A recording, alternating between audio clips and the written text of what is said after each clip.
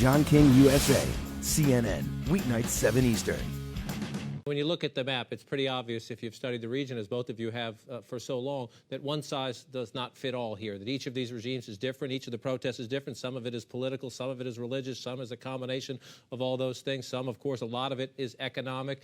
In Yemen, you know you have al-Qaeda in the Arabian Peninsula, so you worry about the regime there, even despite the issues the administration has with the regime. But I want you to focus for a moment on Iran. Our Fareed Zakaria had a conversation with George Soros for his program this week, and listen to this exchange right here.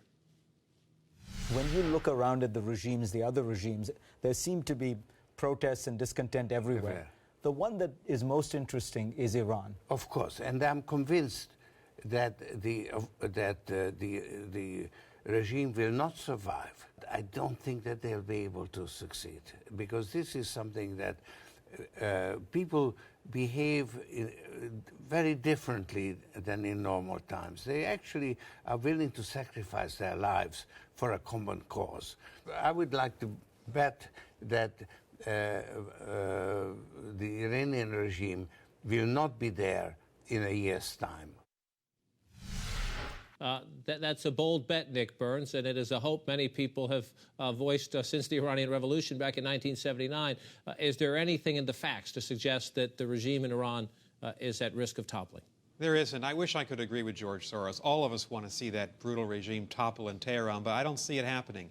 I see a government, frankly, that's strengthening its military power, trying to push out and ultimately become the dominant military power in the Middle East. And they have brutal security forces willing to take on protesters in the streets, willing to kill people for their right to protest. So unfortunately, I wish I could agree, but I don't. And I think that Iran is obviously watching these events today very closely.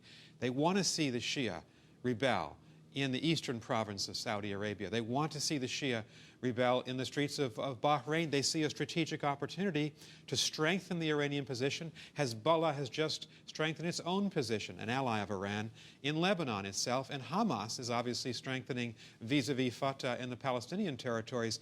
I think, John, what really is at stake for the United States and for Israel and the moderate Palestinians is that, unfortunately, Iran might emerge strengthened from this wave of protests in the Middle East and the Arab world, and that's not in our interest. Do you agree with that, Ken? We talked about, was Iran strengthened by the Iraq War? Are we now seeing, is Iran strengthened by this uncertainty in the neighborhood? I think in the short term, the answer is yes. And I think that Nick is absolutely right.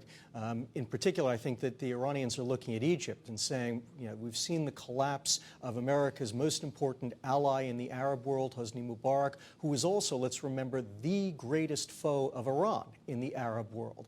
And what's more, I think that they are hopeful that Egypt will devolve into greater chaos. It won't be able to emerge as a new strong power. That's all to their benefit. But I think that over the longer term, there is the possibility of a very different outcome with regard to Egypt. If Egypt does see a stable transition to democracy, to a prosperous pluralist society, to a free market economy, that's going to be a major problem for Iran. Because what the Iranians have been telling people is you got to do it their way or else you're never going to get what you want. And if Egypt does it our way, that would be a huge victory for what the United States wants to see happen in the Middle East. Ken Pollack, Nick Burns, gentlemen, appreciate your smart insights on this evening. Have a great weekend. Thank you very much. Thank you.